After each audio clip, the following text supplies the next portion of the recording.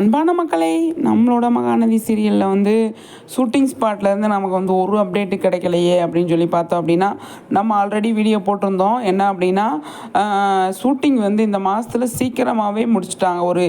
கிட்டத்தட்ட ஒரு 7-8 நாள் தான் எடுத்தாங்க அப்படிங்கிறது. 1ஆந்தேதியிலேருந்து ஒரு 8ஆந்தேதி வரை தான் எடுத்தாங்க அப்படிங்கிறது தான் நமக்கு நியூஸு.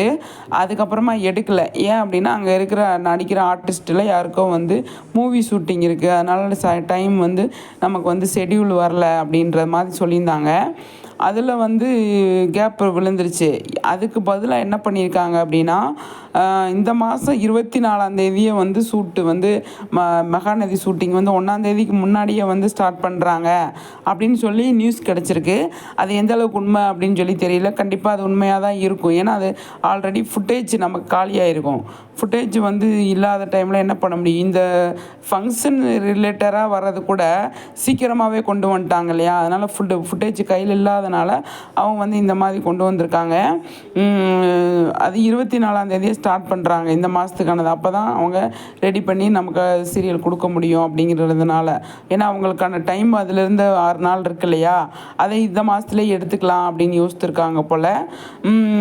ஆனால் அது கன்ஃபார்மாக அப்படின்றதில் சொல்லியிருக்காங்க. பார்ப்போம் என்ன நடக்குது அப்படின்னு சொல்லிட்டு. ஷூட்டிங் வந்து இது 8 நாள் மட்டும் நடந்ததில் ஃபுட்டேஜ் கண்டிப்பாக கம்மியாக தானே இருக்கும். அதுக்காக தான் இந்த மாதிரி ஐடியா பண்ணியிருக்காங்க. பார்ப்போம் என்ன நடக்குது.